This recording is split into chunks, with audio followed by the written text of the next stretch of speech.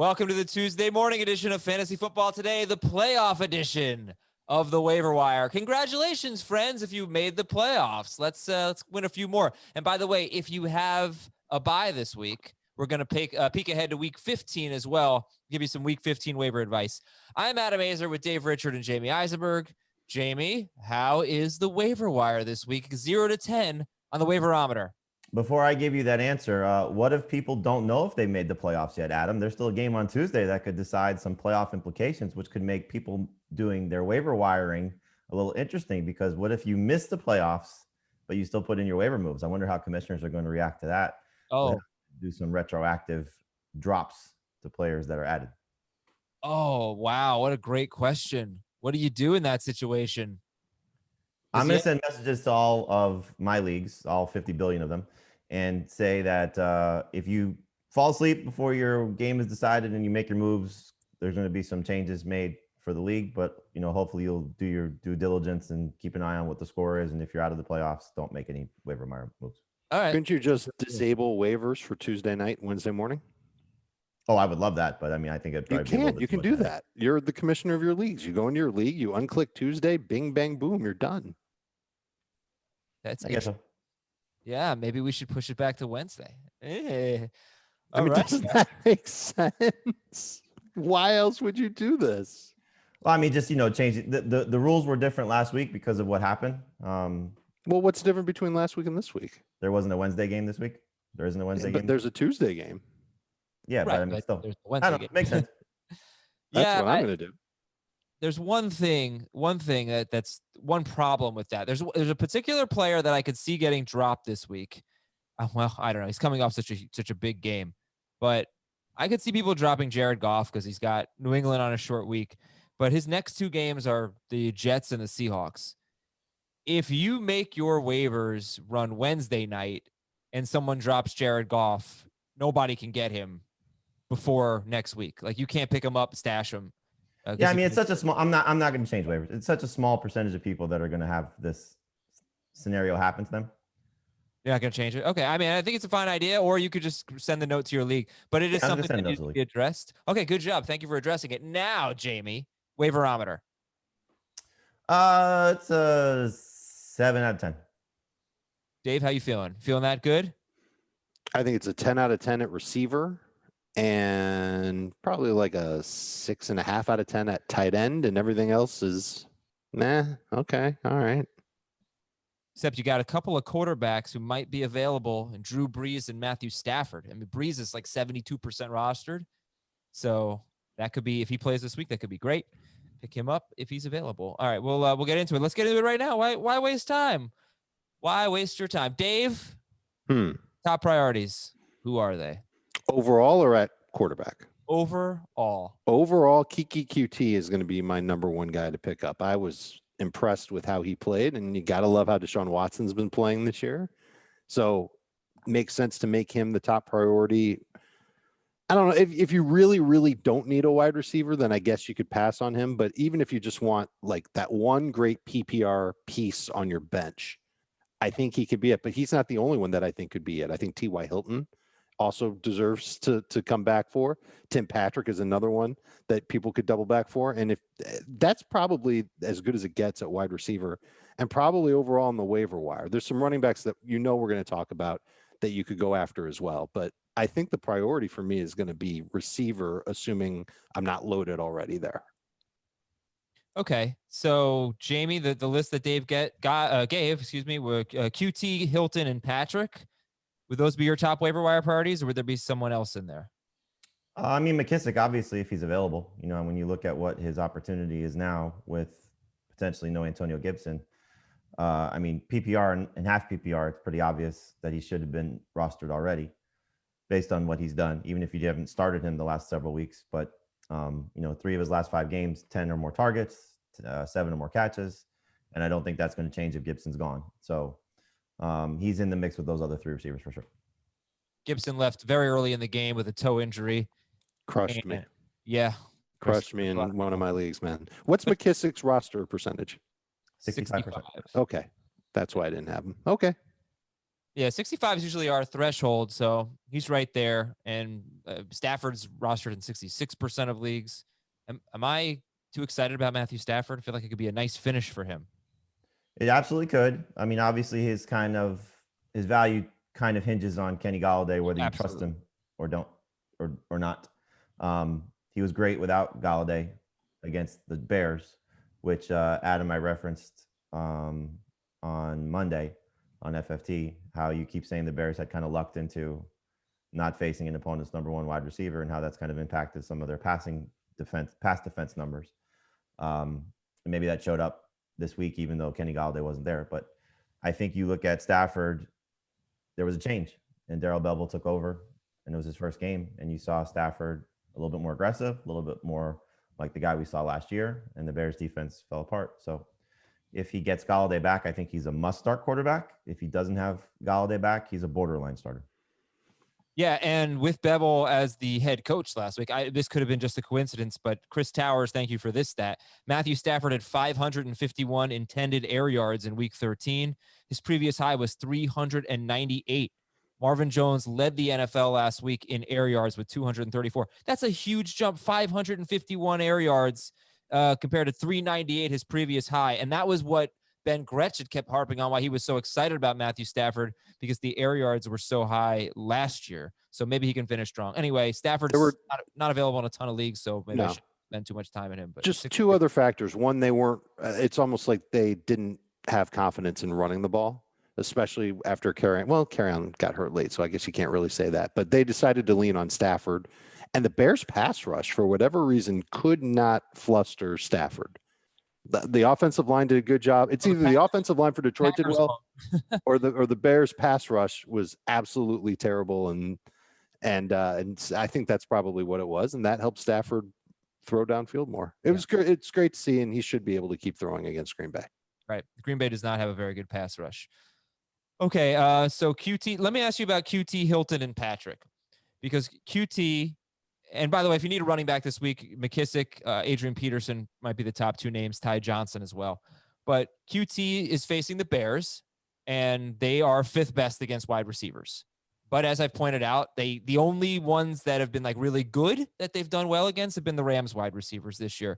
Pretty much every other, and Corey Davis didn't have a catch. That's not good. But other good wide receivers typically do well against the Bears. And then after that, it's the Colts, who he just torched, but they still are eighth best against wide receivers. So do the matchups matter at all for QT when you evaluate him? And for T.Y. Hilton, he's facing the Raiders, and there's only been one wide receiver in their last 4 games with more than 68 yards against the Raiders. That's T.Y. Hilton, or that's Tyreek Hill, pardon me.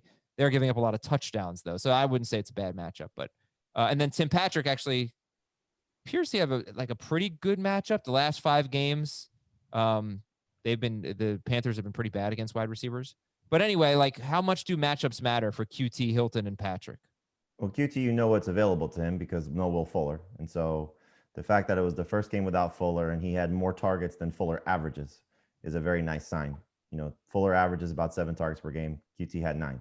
So you see that they're not afraid to not necessarily use him the same way, but use him in a way that is going to make him beneficial to your fantasy team. You don't have to start QT if you don't feel comfortable doing it, but if you need a wide receiver for this week, he's in that top 30 mix. You know, again, we're no more buys, so you got to stop looking at top 24. It's top 30 plus, and so QT's in that range. Same thing with Hilton, who's now scored in 2 straight, and maybe finally healthy, maybe finally on the same page with Phillip Rivers.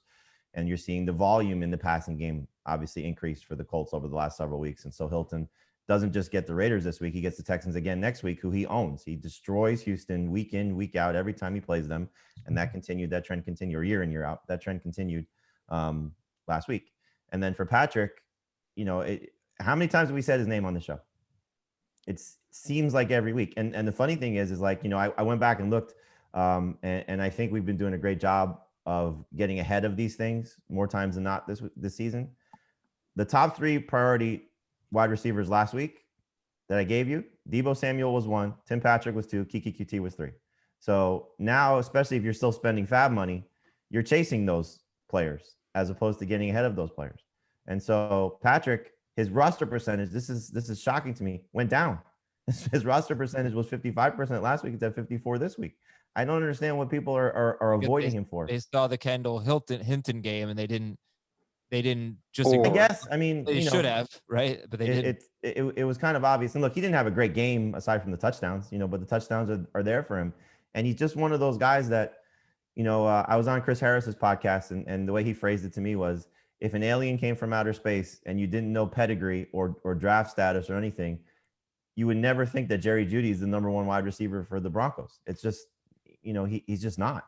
And Tim Patrick has taken over that role since Cortland Sutton went down in week 3. It's just, he does, again, you don't have to start him, but he's in that mix. Who's the alien in that scenario? Patrick or Jeudy, or they're both aliens? No, if an alien came from outer space asking about who's the number one wide receiver for the Broncos. Adam, you're the alien. No, I get it. I just I don't know if that's the alien. Now I've used the alien thing before. That one, yeah, I don't know. I don't want to use it for the Broncos, but okay. And Tim Patrick, if you take out the Kendall, they would have taken an alien to be their quarterback. There you go. If you take out the Kendall Hinton game, Tim Patrick has scored 10 or more PPR fantasy points in 5 of his last 6 games, 14 or more in 3 of his last 6 games. And this was his best fantasy game without getting 6 or more targets. Yeah, 4 catches, 44 yards, 2 touchdowns at the Chiefs. Good game. Yeah, solid game. Fun little game. All right, we got more waiver wire advice tonight, 8:00. Join us on Twitch, twitch.com/FF today. And we'll be watching a football game. How about that? That'll be fun.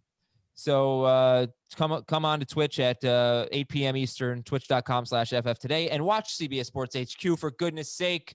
Great advice every day on HQ, noon Eastern. And if you missed the noon show, you can watch it on demand on the CBS Sports app on your OTT device. Go to the CBS Sports app, scroll down until you see the FFT familiar faces.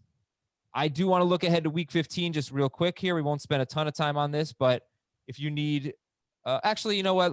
Let's do, okay. Give me the running back breakdown real quick. McKissic, Peterson, Ty Johnson, whoever it is. Dave, who are the week 14 running backs we need to focus on? You just said it in the order that I like it. McKissic is 1. Peterson is 2. Ty Johnson is 3. None of these guys are going to turn your world around, but this is the position that I like to stock my bench with once I get to the fantasy playoffs. I don't mind having, and this is something that I probably need to just correct myself on from what I said on Sunday's podcast. I said that you don't need receiver and tight end depth for the playoff run. You probably need one receiver and at least a plan at tight end if you don't have a good tight end already in your starting lineup. But if you've already got stud receivers and a good receiver on your bench, I don't know what adding Keke Coutee is going to do for you other than keeping him away from your opponents. I'd much rather have running backs that might develop into guys who, A, I could keep away from my opponents, but B, potentially use as a starter or a flex in my non or half PPR leagues. And these are the types of guys. We don't know when DeAndre Swift is going to come back, and Kerryon Johnson's he got hurt blocking. So I'm not sure exactly what his status is going to be. And Adrian Peterson could be on the brink of getting a lot of work, and we've seen him at least cash in with some touchdowns lately. He's playing the Packers. He's a flex. Exactly. Worse yeah. This week. Yeah. So I mean, I would try and get running backs if I didn't have a need for my waiver wire pickups this week. And I would try and plan ahead toward week 15 with my DSTs.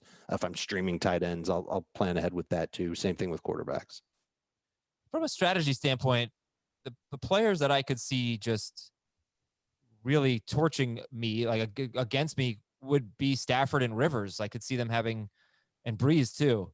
I wouldn't mind playing keep away with them. It depends on who I'm playing in the first round, though. Am I playing the guy that's got Mahomes or Watson? I'm playing no. If I'm playing, they're not going to go after them. If I'm playing the Kyler Murray fantasy manager, I'm going to try to keep those quarterbacks away from him. That's part of the strategy for sure. Not to say that I would start those guys ahead of Kyler Murray, but obviously this is the time of year where it doesn't hurt you to look ahead to see who you're playing, what they might need off the waiver wire, and what you can do to block them. At this point, are you not starting, let's say Kenny Golladay comes back this week, are you not starting Stafford and Rivers ahead of Kyler Murray, Russell Wilson? I'm not starting Rivers ahead of Kyler, but I could see myself starting Stafford. I already have them very close to begin with. Okay, now let's take a look ahead to week 15. quarterbacks for that week. Now, some of these quarterbacks are rostered in a lot of leagues and they're not available, but they might get dropped. You never know. And I'll just give you the names anyway. Derek Carr is the Chargers. Teddy Bridgewater's at Green Bay. Jared Goff, if somebody drops him because he's got the Patriots on Thursday, Jared Goff has the Jets and then the Seahawks in weeks 15 and 16. Phillip Rivers against Houston, so it could be a 2-week pickup for Rivers. Daniel Jones gets Cleveland, and Baker Mayfield's at the Giants. I don't know how we view that matchup anymore. Mitchell Trubisky at Minnesota, Matthew Stafford at Tennessee, Nick Mullins at Dallas, Jalen Hurts maybe at Arizona. Not like the best stuff here, but Mayfield though is interesting because he gets the Jets in week 16. Who is? Mayfield. Oh, Mayfield, yeah. But Rivers and Stafford are not just week 14 guys. I mean, they have good week 15 schedules as well, so that's good. And then if you want to stash a DST for week 15, the Chargers are at Las Vegas. I don't know if that excites you or not. And then they get Denver in week 16.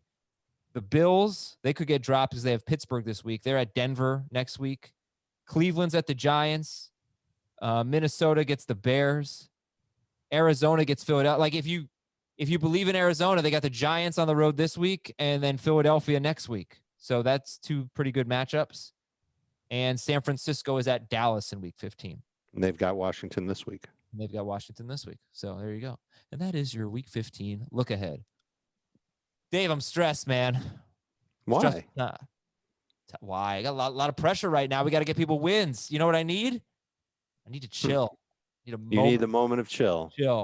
So, Dave, what do you reach for when you need to chill, my man? Yeah, you know what I'm reaching for. I'm reaching for Coors Light. And you're right. There's a lot of stuff going on beyond fantasy football. And the stress of fantasy football this year just makes it all the more challenging. And so before you go to do your waiver wiring, whether it's Tuesday night, Wednesday night, whenever, just clear your mind for a second and take a moment to just relax. You're not on the go. You're going to go attack those waivers perfectly. You're going to get the players off the waiver wire that you need. Your teams are going to be great. You're going to win the championship, but take that moment to refocus, take a moment to chill with Coors Light. It's a refreshing cold drink. Everybody knows it. And you know that I've been talking about how there's no nasty aftertaste like there is with craft beers where they put all this crazy crap in it. It's not like that with Coors Light.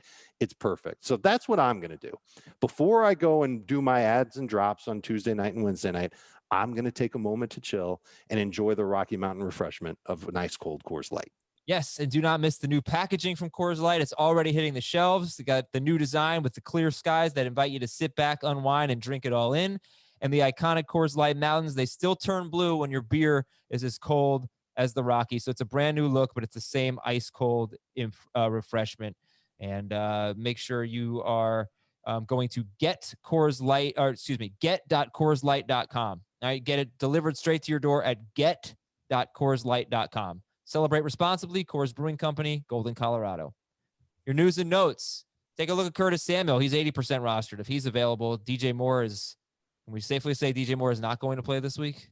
Well, Samuel might not play also. He's Right. been placed in the reserve COVID-19 list, but there is still a chance he could play. I think he's just part of the contact tracing as opposed to, or close contact, as opposed to testing positive for COVID-19. But if he does play and DJ Moore, who's dealing with an ankle injury and was placed on the reserve COVID-19 list, is out, then he's at worst the number 2 guy, potentially the number 1 guy alongside Robbie Anderson.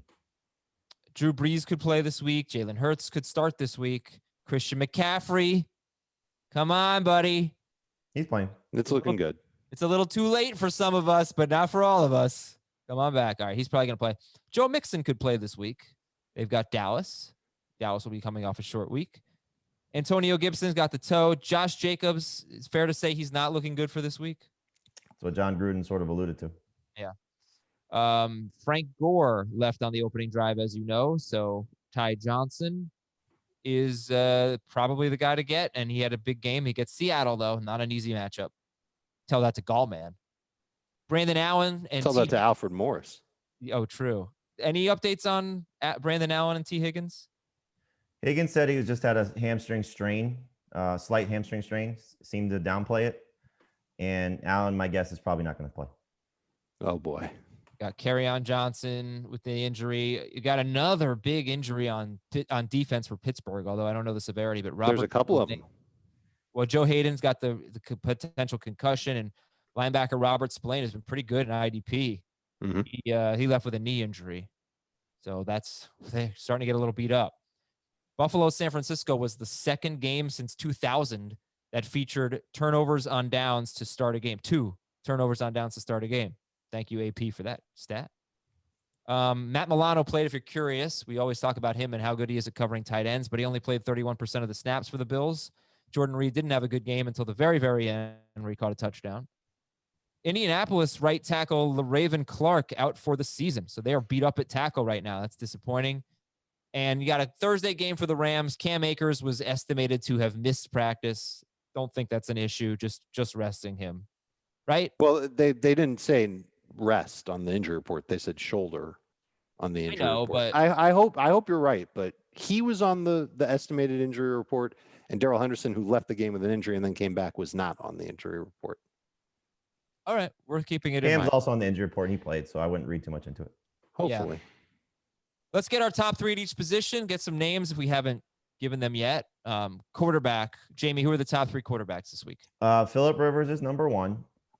I hope he stays hot in a great matchup this week, and then he gets the Texans again next week. After Phillip Rivers, I'm going to go back to Trubisky just because the matchup is good, and hopefully he has another touchdown. He did have over 260 passing yards and the unfortunate fumble at the end, but I think the matchup is good and the schedule is great. Just have to wonder if they may go back to Nick Foles would be my only concern at this point with saying to pick him up. Starting him is a different conversation altogether, but just in terms of adding him, you have to worry about maybe Foles getting the job back. And then Baker Mayfield would be 3 for now. That could change if the Ravens get healthy, and then maybe Drew Lock would slip into that number 3 spot because of the matchup against Carolina. But Mayfield, the way that he's playing, if the Ravens give up another, not big game, but good enough game from Andy Dalton tonight, and they don't get their guys back next week, I would go back to Baker Mayfield, who's on a very nice roll the last 2 weeks. No love for Nick Mullins. No. Okay. So Baker Mayfield gets Baltimore on Monday night. Looking forward to that game. Nick Mullins gets Washington.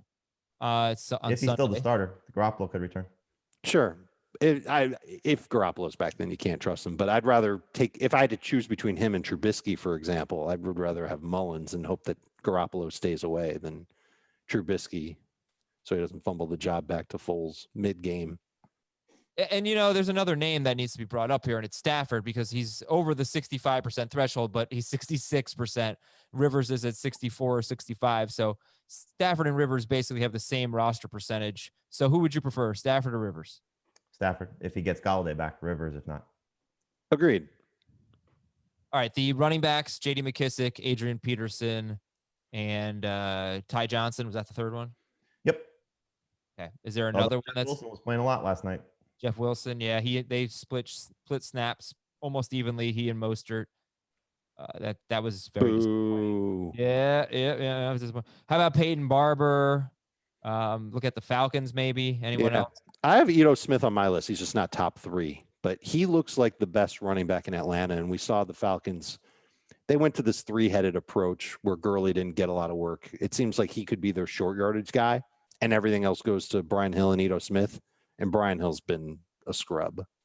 There's 2 differing reports on Todd Gurley. On Roto World, they are quoting Dirk Cutter saying that he's still dealing with the knee injury and they plan to play him in situational spots last week against the Saints. On our site, we are quoting Raheem Morris, who said that the plan is to go back to Gurley as their lead guy, even though that was the plan going into the Saints game, was to use him in situational spots. Oh, good. But did not mention the knee injury. So I wonder if he is 100%. I wonder if he is going to get his job back. The matchup is unbelievable this week for the Falcons against the Chargers. So we'll see if he takes advantage of it. I have Gurley on the drop list right now because if he is less than 100%, how could you ever trust him? If you're not going to trust him, why are you holding him? So just depends on what your roster looks like. So I don't want to trust Todd Gurley. I think Ito Smith is the better of the backup guys, but I think it's going to be a mess all the way around. It's for deeper leagues. No one's going to run out and grab Ito Smith in a regular 10 or 12 team league. Sure. It's the same thing with Nick Mullins and some of these quarterbacks too. We're not telling anybody anything that they're going to do. What about Ty Johnson? I mean, how do you feel about him? With let me just get the stats. It was 21, 22 He had carries, 24 yards, touches. touchdown. 24 touches on 63% of the snaps in place of Frank Gore, and Gore got hurt. I think on the very first drive of the game for the Jets, he was out of there, and then Ty Johnson played a lot and got the workman role here. And I don't know. I feel like it's a huge risk to trust any Jets running back at this point. Like, think about what it took to feel comfortable starting Frank Gore last week. Okay, he had been decent in his previous 2 games, and he had a fantastic matchup at home against the Raiders. And that's why some people put him in their lineups. But when you look at yards from Frank Gore and from Ty Johnson, you would think if the matchups were neutral, probably gonna have more yards than Adrian Peterson. Then it just comes down to touchdowns.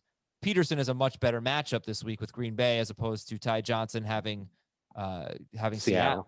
Right. So, but you know what I'm saying here? It's like if we're interested in Adrian Peterson, if Peterson's 2 and Johnson's 3 on the priority list right now, how big is the gap between the two? The gap is big, but it's dependent on the injuries. Yeah. Right. If Kerryon Johnson's out and DeAndre Swift doesn't come back, Adrian Peterson might have more work than Ty Johnson this week. I don't really so much care about Kerryon Johnson. It's DeAndre Swift. If Swift is back, then you can't trust Adrian Peterson. If Kerryon's back, I mean, you kind of see what Peterson has been anyway. So he's a touchdown or bust running back. He's not being used in the passing game. I'm sure that would change if both those guys aren't there. But I mean, obviously, if DeAndre Swift is able to play, you can't trust Adrian Peterson. Same thing if Frank Gore comes back, you can't trust Ty Johnson. But and the window, I believe, now is open for LaMichael Pirine to return. I think he's missed now 3 games. That's interesting. So let's say you have Miles Sanders. Are you going to start Adrian Peterson or Ty Johnson over him? I'd start Peterson in non-PPR if the other Lions guys are out, not Ty Johnson. I mean, yeah. Okay. How about like Clyde Edwards-Helaire? No, I'd still start Clyde. Yeah. Okay. Moving on to our top 3 wide receivers. We've already talked about them. They are Keke Coutee, T.Y. Hilton, Tim Patrick. Pirine it's only been 2 games for Pirine, excuse me. Oh. Who are a couple of other wide receivers you could see people picking up? Me or Dave? Oh, sorry. Jamie. After those guys, I think you look at Rashard Higgins, who, doesn't have the easiest matchup against Baltimore, but, he's kind of shown that he can be a serviceable wide receiver in some of the better matchups for the Browns as opposed to the wind games for the Browns. Colin Johnson, especially if Laviska Shenault is hurt, he's been good the last 2 weeks. And then I'd look at Julian Edelman. He's expected to return at some point in the next week or so.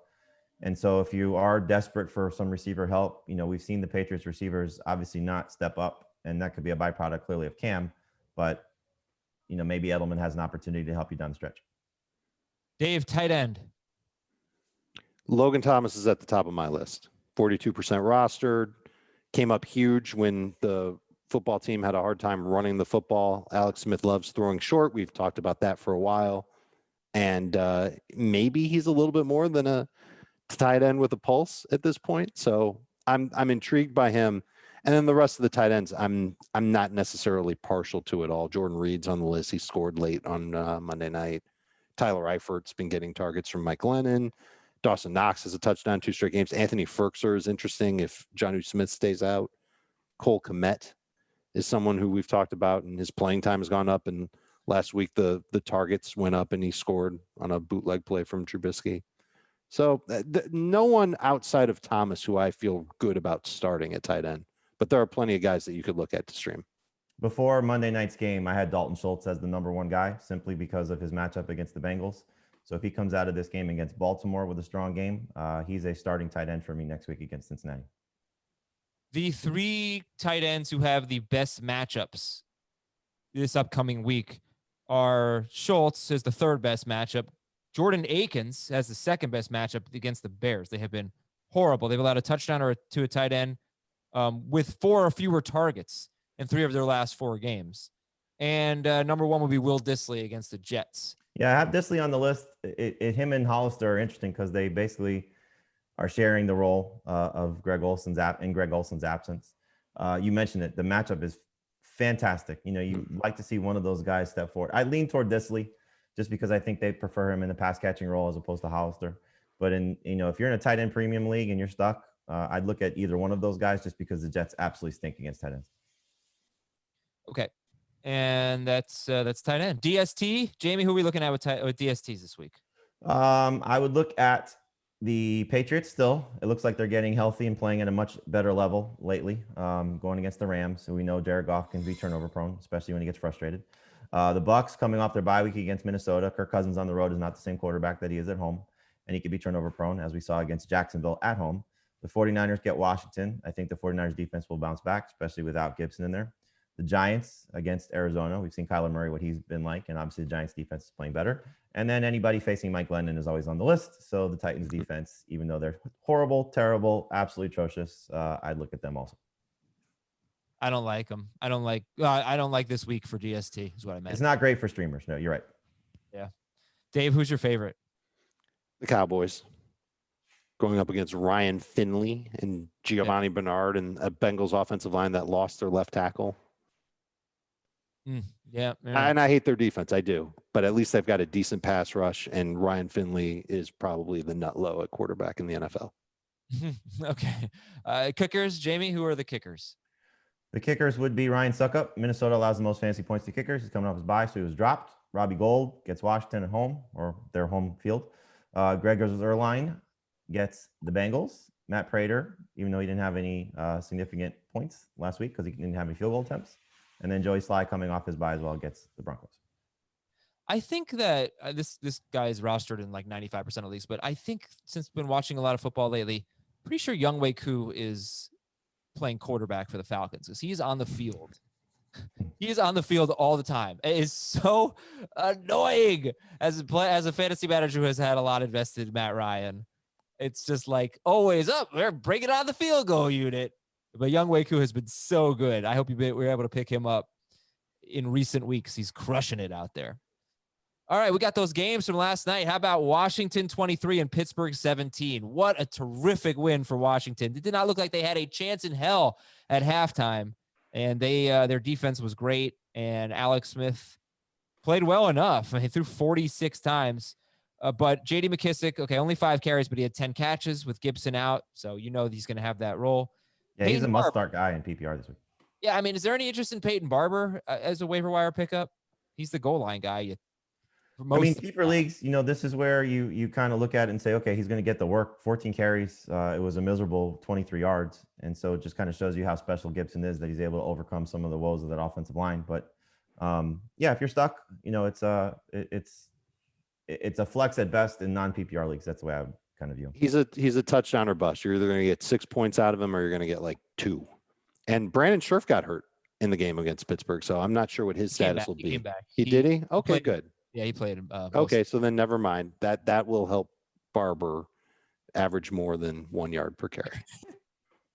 He's up to 2 now. When I said he's the goal line guy most of the time, let me clarify what I meant. When Gibson's out in that game, there was a little bit of McKissic near the goal line, but Barber scored the touchdown. And you got to keep tabs on Gibson. If he ends up playing, then of course Barber's useless and McKissic's value goes down. We had some really horrible wide receiver performances here. Terry McLaurin, 2 catches for 14 yards. It was a Cam Sims game. He had 92 yards. Juju Smith-Schuster looked like a running backs line. 7 catches for 28 yards. He also got banged up in the game. Very barely. Deante Johnson was good, of course. I mean, he had some bad moments. He's productive. Yes. They are dropping so many passes. And Claypool, I think it's getting a little hard to trust him. It's 6 straight games with less than 70 yards. He's losing playing time. So yeah, like how are we feeling about McLaurin and the Pittsburgh receivers right now? I go right back to McLaurin this week. I have no concern about that. The Steelers guys, Deontay Johnson's clearly the one you got to trust the most. I still trust Juju in PPR because of his catches, but as a number 3 receiver, he's in that top 30 range as opposed to top 24 range. And then Claypool, like you said, it's hard to trust him. So he's sliding down the rankings. He's a number 3 receiver. Eric Ebron must start. He's only started in 66% of leagues. Yeah. Yes. Shraggy B with the stat here. Chase Claypool, 43% of the snaps, his fewest since week 3. Yikes. All right, Buffalo 34 and San Francisco 24. Bills, okay. How good was Josh Allen last night? Wow. He was great. Whew. He was great. Might have put himself back in the MVP race. He was amazing. Just like that arm strength is, we all know it, but just watching him pick them apart, he looked like an absolute star. How exciting is that? Well, and this is the part of the schedule that we talked about would be very telling for Josh Allen. And if he steps up here, then you know that he's going to keep this up for a long time. So a great, tough matchup against San Francisco without John Brown, and he kicked butt. And now next week he's got the Steelers. That's going to be tough for him, but maybe not if all those guys are hurt for Pittsburgh. Yeah, they also, it's not just Joe Hayden and the linebacker missing. Stephen Bud Nelson Dupree is out for the year. So if he's out again, that's 2 cornerbacks and a linebacker, and Bud Dupree as well. So the pass rush isn't the same. So where you might have been fearing Josh Allen heading into your playoff stretch, especially this Week 14 matchup, I wouldn't. Yeah, it's pretty interesting. How do you feel about Cole Beasley? Because Cole Beasley is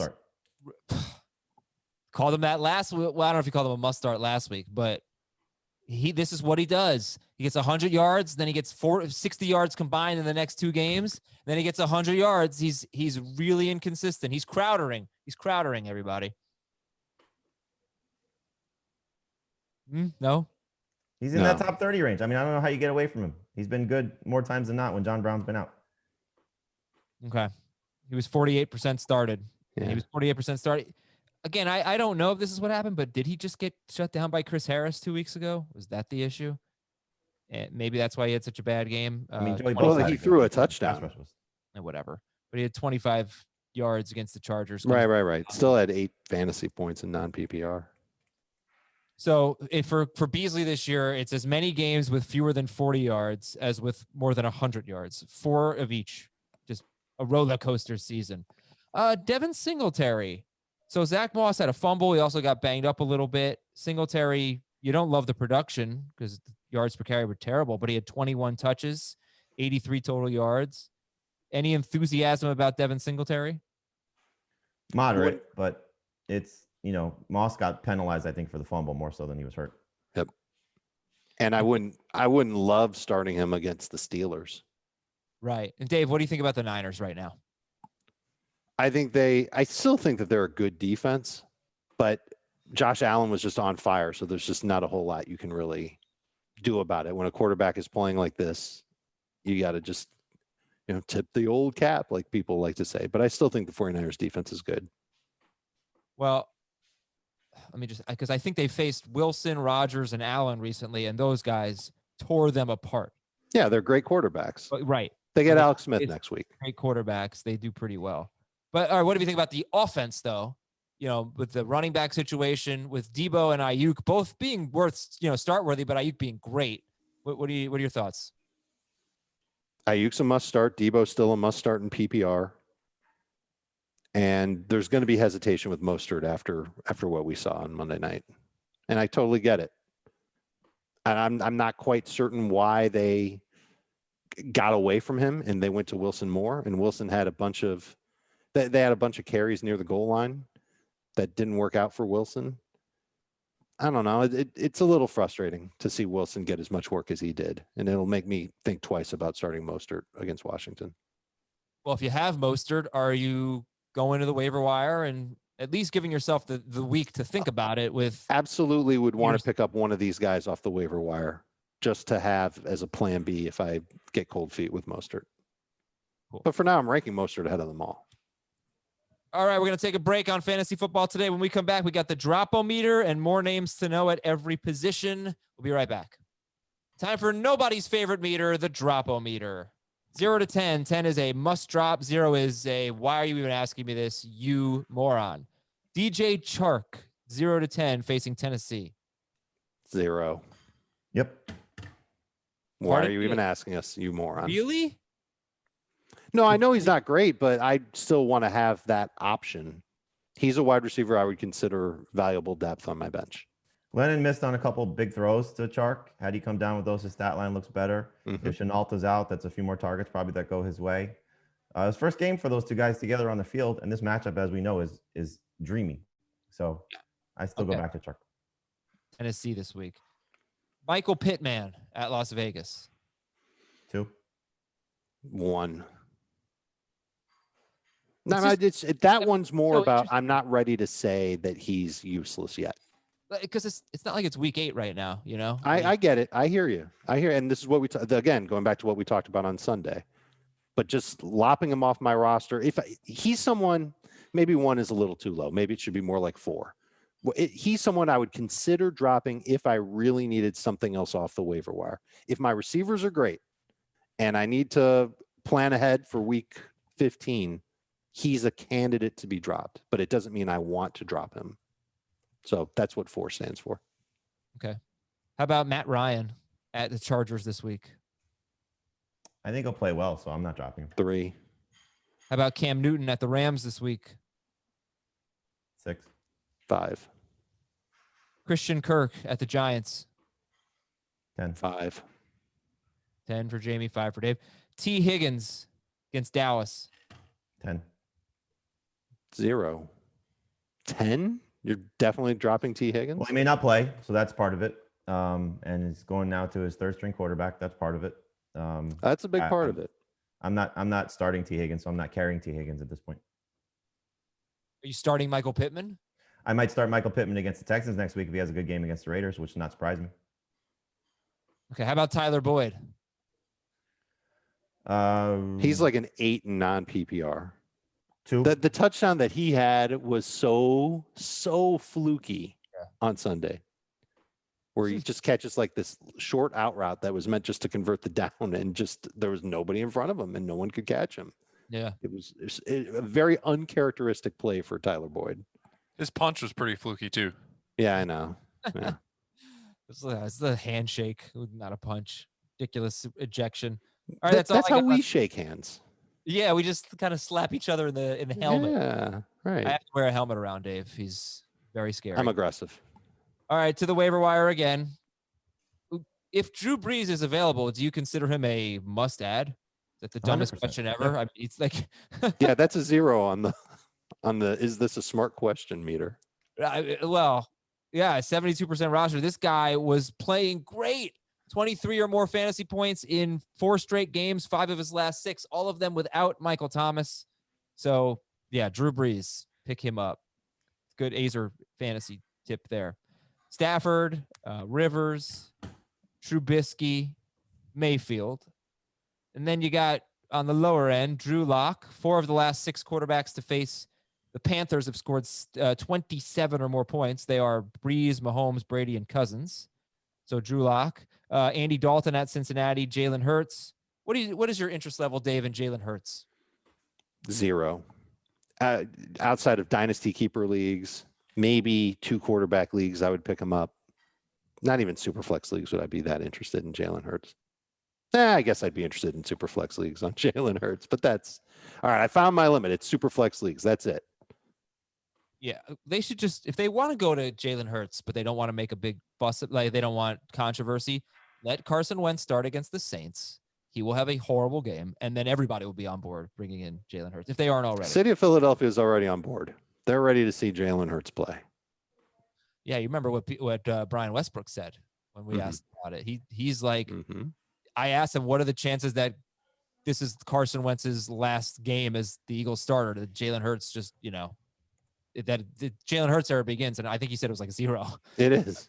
Because they owe him too much money, but they could still. Everybody, the fans want to see a change. A lot of talk about maybe the Colts trading for him because Frank Reich was good with Carson Wentz. That would make a ton of sense. Love it. Yeah, he needs a change of scenery so badly. Well, he needs an offensive line, and probably some stability at wide receiver. Okay, any interest in Tua Tagovailoa against the Chiefs? No. To the same time, I'd rather have him than Jalen Hurts, but those are the same types of leagues that I would want to get Tagovailoa in. But he's already rostered in all those leagues. Any interest in Teddy Bridgewater against the Broncos? He's actually been pretty solid. He has been, but if he doesn't have DJ Moore and Curtis Samuel, I don't like the upside for a big game. He could be okay, might get you 20. with McCaffrey and Robbie. We have to make these decisions tonight, right? So I think if you're making a decision about the Panthers, you assume DJ Moore is not going to play because he tested positive. But Curtis Samuel probably will. That's how I would approach it. I mean, he's a close contact. He's got a full week to get cleared. That's typically a guy who's getting cleared to play.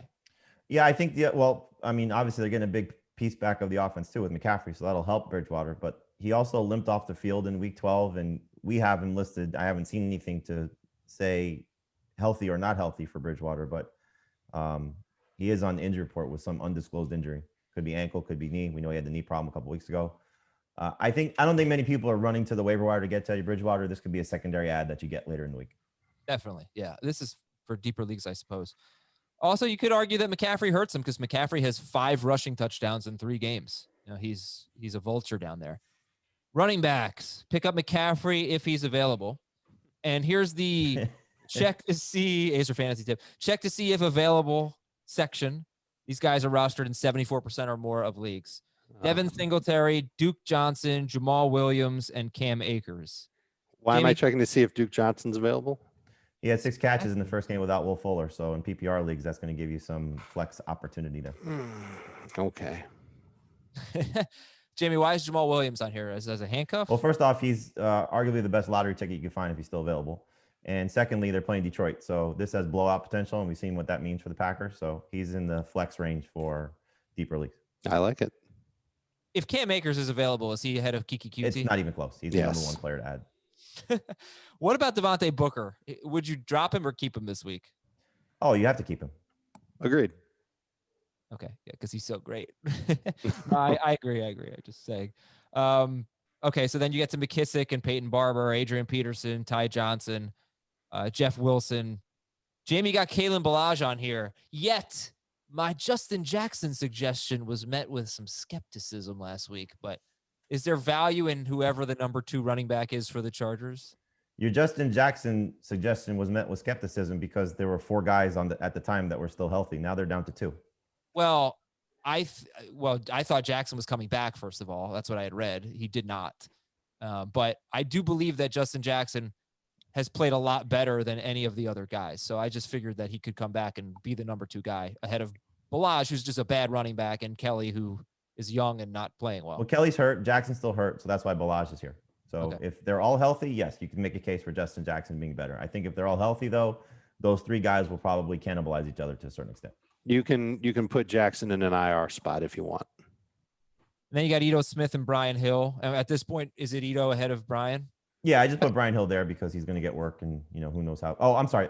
The reason I put Brian Hill there, Ito Smith apparently got hurt last week's game. He they didn't say it was a concussion, but they said a head injury. So if he's out and Gurley's banged up, Brian Hill against the Chargers becomes a flex option as bad as he is. Oh yeah. Rashad Penny could be making his way back soon. What is Carlos Hyde's? Carlos Hyde is 44% rostered, and I just don't think he was healthy, but neither is Chris Carson. I mean, Pete Carroll said that much. Carson is not 100%. So I wonder if there's a role for Carlos Hyde next week or this upcoming week. If he's back getting a little healthier, could he get 12 carries or something? But it wouldn't be enough. The Jets, then sure. Yeah, right. Like that's what you have to count on. I don't think you would want. I think the reason to have Carlos Hyde on a fantasy roster is you think he's the guy behind Chris Carson, and I don't think we can say that because Rashad Penny is coming back off the PUP list. You think that matters? You think he'll? I think that matters for Carlos Hyde. Okay. I'd be surprised if that matters significantly for Chris Carson. Although if he's playing hurt, it would obviously not be good because you're getting a fresh leg, young running back for the stretch run. And JB sent me a text on Friday afternoon. He's like, "Why all the Darrell Williams ads? Darrell Williams is the last guy on this list." I had him in like 4 leagues because they said, "Oh, they're not sure about Clyde Edwards-Helaire." If I had known that Edwards-Helaire, if I had known that he was going to be active but not play, I might have started Darrell Williams in some of those leagues, and it wouldn't have ended up well. But he would have scored more than Clyde Edwards-Helaire, which was, I started Darrell Williams not knowing that Edwards-Helaire wasn't going to play because obviously when he's listed active, nobody knows. But I started Darrell Williams in the showdown on DraftKings, and just because he was so cheap. And I'm like, okay, Edwards-Hilaire's, sick. Maybe they do give the other guys work, especially if it's a blowout. He was already right. He was already playing some third downs anyway. Right. So I was like, okay, I'll just throw Darrell Williams there. Now he wasn't awesome, but I was like, man, if he scores, I did cash, but if he had scored, I might have had a chance to be a significant winner in that one. Okay. And any interest in Cordero Patterson? He had 11 touches last week, scored a touchdown. Same answer as it's been for the last 23 years. No. I'm gonna say bold prediction. If one team actually commits to Cordero Patterson playing running back, I think he could be solid. He's really, because that's what you want to do is you want to find a converted receiver to commit to giving work to as a running back. Like he's been more productive basically. Who's like 30 years old, but he's had chances at running back. He's been like a better running back than he's been a receiver throughout his career, basically. And he's so good returning kicks. I mean, he's best kick returner in the game. You'd think. He's a talented guy. I would love to see him actually get a chance. Give him 20 carries. Give him 15. See what happens. All right. Just don't do it now while David Montgomery. Right. No, I know. Like you're going to speak this into existence and cost David Montgomery some playing time, you bastard. Oh no. Wide receivers here. All right, let's look at the check to see if they're available list. Who are the must adds if you see them on your waiver wire? Curtis Samuel, Cole Beasley, Alan Lazard, Nelson Aguilar, Michael Pittman. I mean, Samuel, just because if he does play, he's got top 20 upside in DJ Moore's absence. And then Cole Beasley's in that top 30 range. So those are the two I think you got to look at. But Aguilar's targets have been so consistent. It's a surprise because he was more productive on less targets and he's been less productive on more targets. But, this week and then, the upcoming schedule for him is fairly favorable. Do you basically feel like if Derek Carr, if you have faith in Derek Carr, you should have faith in Nelson Aguilar? Well, I mean, you could have had faith in Derek Carr this week and that didn't really matter. No, but he did his best to get Aguilar numbers. Like, I can accept Nelson Aguilar's bad game when he had 11 targets. For sure, I can accept it. It's now 26 targets his last 3 games. Right, and the 3 games before that you had 25 or fewer pass attempts for Carr. So when he has to throw, Aguilar's pretty involved, and I think we're probably expecting Rivers and Carr to kind of go at it this week. Yes. I think one thing with Aguilar that he would be potentially a must start for a lot of people this week if the first deep throw on Greg Williams' stupid play calling ends up in his hands as opposed to Henry Ruggs' hands. So you have 11 targets and one of those is a 60-yard touchdown or whatever it was. Well, it was a 46-yard touchdown. Mm-hmm. That puts him at 5 catches for 90+ yards on 11 targets. Right. Yeah. Sure. It's a much different stat line, and you feel much better about Aguilar. He's got stone hands. I mean, he's not a good catch. He's not a good receiver. He makes a drop every game. And that's kind of why he's in the spot that he's in. But he's in the spot that he's in because Derek Carr trusts him and the Raiders trust him. So based on targets, he's their leading receiver, aside from Darren Waller, clearly. You say stone hands, you make me think of football movies. Just want to say there was a great romantic comedy on the other night named Jerry Maguire. It has a little bit of football in it, but it's not a football movie. Priority list is QT, T.Y. Hilton, Tim Patrick, Rashard Higgins. What about Chad Hansen, by the way? One of the Hansen brothers. You might not know that about him. He was in the band. 5 catches, 101 yards, 7 targets. It's a joke. 101 yards on 7 targets for Chad Hansen against the Colts. So we like QT a lot, but what about Hansen? He's a deep league ad. He's a deep league ad. I think you got to look at it and say they're playing him. They decided that he's going to be their third receiver now. So I should have said, where's the love for Chad Hansen? Because that was the other. You had to look up more Hansen songs. No, I was pretty sure. He knew it. But he's a huge Hansen fan. No. Colin Johnson has gotten 14 targets for Jacksonville and like 160 yards in the last 2 games, and Tennessee is the opponent. With Julian Edelman comes back, which could it be this week? He's eligible, right? Yeah. He is eligible. Is that the end of Jacoby Myers? Because one thing I want to point out about Jacoby Myers, like the numbers haven't been great the last 2 weeks. Cam Newton has less than 100 passing yards, 2 straight games, but Myers still getting a really good target share. 2 weeks ago, he had about 55 yards and Cam Newton had about 85 yards. So, you could see a scenario where Myers would do better if Cam actually had to throw the ball. But would Julian Edelman destroy Jacoby Myers? Probably. I would think so. All right. Cam Sims, Henry Ruggs, Russell Gage. These guys are also on the list. Dave, are you going to be picking up any of them? No, not unless it's a deep league where I have a hard time finding wide receivers. I'm in 2 such leagues where it's 14 teams and you start 2 wide receivers and you have 3 flex spots. So like Russell Gage is a must start in those types of leagues. Same with Henry Ruggs. All right. Well, then I've got more names for you guys. Are you ready for the Azer list? What is the Azer list? The list of wide receivers that I'm going to give you now. Oh, Are you ready for it? Okay, here we go. Sterling Shepard, 61% rostered.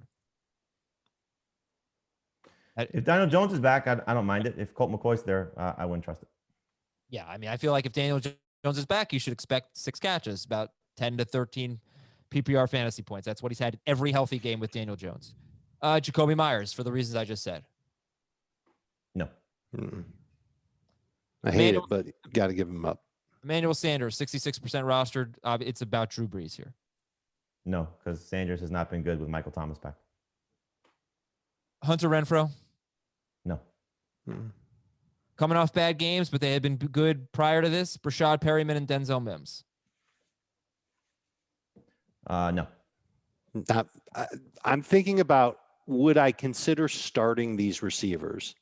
And obviously the answer is no, except in the case of Shepard in a full PPR league, if he's got his starting quarterback back. So then if I'm not starting them, how interested am I in carrying them on my bench? And at this point in the year, I'm just not. Okay, that was the Azer list. Thank you for crapping all over it. Didn't expect a lot of yeses on there. Shepard's certainly interesting, but I think the people who have him roster already are probably the ones that are the only ones that are going to roster him. I don't think 10-team league is going to roster Sterling Shepard at this point. To the tight ends, see if Mike Gesicki is available. He's got 2 huge games in a row and faces the Chiefs, who have been struggling against tight ends lately in their last 3 games. Zach Ertz is 75% rostered. Is he still an ad, or is Zach Ertz a drop? I don't think he's somebody you have to go pick up, but I also think we saw this once with Dallas Goedert, where he came back, had to shake the rust off game, and could just be something that getting used to maybe a new quarterback will help. So he's one of those guys would be a secondary ad. You get through the week if he's still sitting there in a 10-team league. Tight end situation stinks. I wouldn't have a problem picking him up and seeing what happens this week, especially if you have a bye. Oh, Jamie, how you feeling about Noah Fant? 57 yards. No, thank you. Still Noah, thank you. Yeah. Carolina. I don't hate him this week. Yeah, he's not somebody that I would run to pick up. He's also not somebody I would drop. I usually last few weeks I have him on drop list. I decided not to do that. He'll get you like the fact that he led them in targets last week. 9. He'll get you 9 PPR points. And the Panthers have given up 50 yards or a touchdown to a tight end in 7 straight games, including Cole Komet, Jared Cook, Hayden Hurst, Kelsey, Gronk, Brait, Hawkinson, and Rudolph. Some pretty good tight ends there, but not all of them. Logan Thomas is number 1 in terms of the widely available guys. Are you really excited? It is obviously a great game for him. 98 yards and a touchdown. He had 20 yards and a touchdown in week 12 at Dallas. But we know, he's been pretty inconsistent. So are you expecting big things from Thomas, or just gotta roster him and let's cross our fingers? I would go back to what he was prior to last week, where I think it was 4 of his last 6 games. He got you 10 or more PPR points. So I think there's been a pretty consistent floor for him. If this is the ceiling, it's obviously great, but you see the track record, like you said, Adam, it hasn't exactly been there. You got to be impressed, though, that he did this against Pittsburgh, because they were number 1 in, defending tight ends in the NFL, number 1 in fantasy points allowed to tight ends. And so if they're going to trust him in this matchup, and this is another difficult matchup, I think you got to buy into him as a low-end starter. He's not a top 10 fantasy option, but he's in that mix. Okay.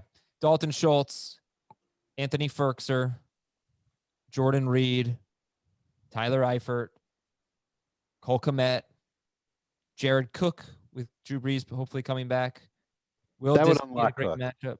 Obviously. Cook was good last week. Taysom Hill was good last week. But if Drew Brees is back, that Brees likes Cook, and we'll look for him on a couple of longer passes and in the red zone each week. Let Breeze cook. Let Cook Right? cook. Let cook.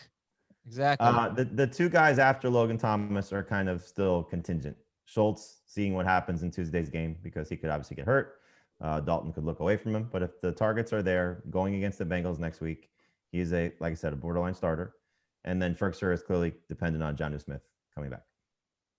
Jordan Akins. And then we mentioned earlier, the three teams that have the best matchups this week are Seattle against the Jets, Houston against Chicago, and what's the one I'm missing here? Oh, Ferguson, right? Yeah, Ferguson against Jacksonville. But what about, how do you feel about these guys? Austin Hooper and Hayden Hurst. Are they drops? Are they like, they're so annoying, to be quite honest with you. But I think you can drop Hooper. I would Hurst, drop I don't Hooper in a think minute. I wouldn't drop Hurst Right. because of the matchup against the Chargers. okay. It's a Jobu week for Hayden Hurst. And I'm just going to say this name because if he doesn't do anything, no one's going to care because no one's going to add him anyway. But if he does do something, I can say, hey, I said his name on Tuesday. Okay. Drew Sample has 12 targets and 89 yards in his last two games. I wonder if that has to do with Brandon Allen, Yeah. though. Right. who's And we got don't the know. And track if Higgins record is of out, that'll tight help. ends. Yeah, if Higgins is out, if Boyd gets into a fight again, all these things could help Drew Sample. So remember, I said his name, but only remember that if he does well against Dallas. DST's not the best week for streamers. Patriots, Bucks, Niners, Giants, Titans, and Dave likes the Cowboys against the Bengals. I would be a little tempted with the Cowboys if it's Finley and Higgins might be like, I would be a little bit tempted. Yeah, it's a good call. I should have put the Cowboys on the list. So good call on the Cowboys. Okay, I'm sorry. I really don't want to be the homer here, but the Giants defense is playing really, really well, and the Cardinals offense is not. The Giants are on there. Cross country chip. I know they're on there, but I mean, I think He wants to know why they're not the number one DST to start this week. All right, fine. Yeah, I guess that's fair. Why are they not? They're number 4 for you. Should they be number 1 of the stream? Oh, I'm sorry. Just the list I gave you. You can put them first. I don't know that I would. I don't know that I would. I mean, maybe I shuffled the order a little bit, so I think I have them third now. third. Yeah, it's not a great week. Have him third as of now. Okay. And they're absolutely a top 12 DST. And well, hopefully, got to check on Blake Martinez's status, but I think he's expected to play. It didn't seem like a major injury for him. Kicker streamers, Suckup, Gold, Zerline, Prater, and Sly. And bye, everyone. Thank you for listening. We got Twitch tonight, and we're gonna watch some football tonight. Cowboys can the Cowboys make it a 3-1 week?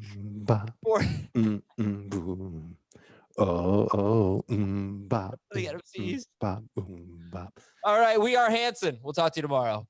Want more of the Fantasy Football Today podcast and nonstop year-round fantasy advice? It's simple. Hit the subscribe button and hang with us all throughout the year.